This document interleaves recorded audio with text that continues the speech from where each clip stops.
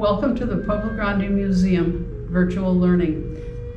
My name is Joan Duane and I've been a volunteer at the museum for a number of years. My main contribution in recent times has been to work with the artifact cart in the lobby, explaining the different artifacts to students and adults who visit the museum. Our museum guests are very intrigued by the opportunity to handle and touch a real artifact.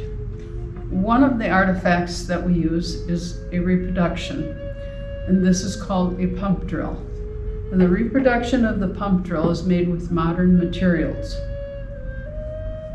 It's the most popular because it seems like a toy, in that it gives them some visual, some touch, some feel, and activity.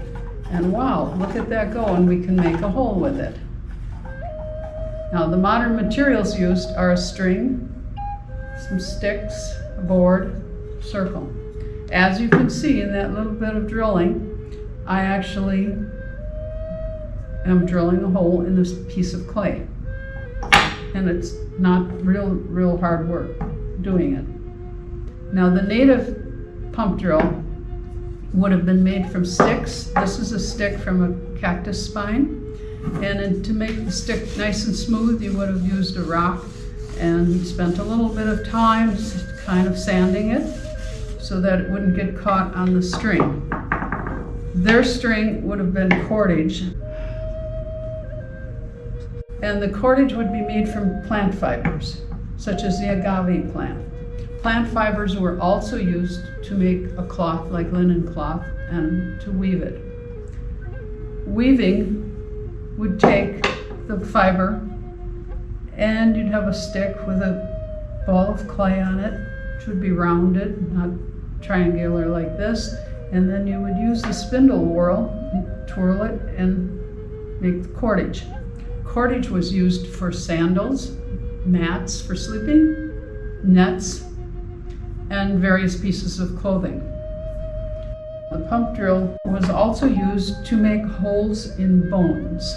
The bones of small animals such as rabbit, squirrel, and raccoon are very hard, including deer, and deer were ample supply. And so if they could make a hole in the bone, they could make needles to sew the hides to make clothing. Here's a sample of some of the jewelry that would be made.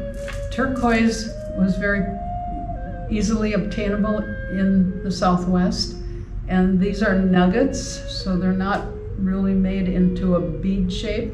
This is shell. The shell would have been traded.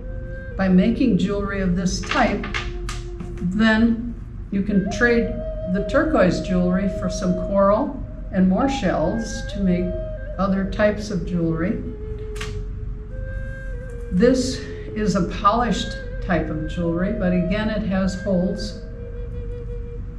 And this would be made from natural stones found in the Southwest. And they would be polished and carved, and again holes drilled, and teeny tiny holes drilled in the shell. Natural turquoise does not look like, even though this is nuggets, this is not polished. And so natural turquoise would be polished and then the holes drilled in.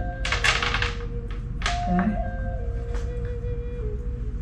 I'll give you one more demo with the drill. And I'm going to use the same hole. Or not. I'll try a new hole. All right, here we go. And we're going to go, see, I'm not an expert, and I challenge you to make one. I challenge you to see if you can gather materials and make one and see how it works. It's a fun project. Thank you for sharing your time today. It's been my pleasure to present this to you, and have a great day.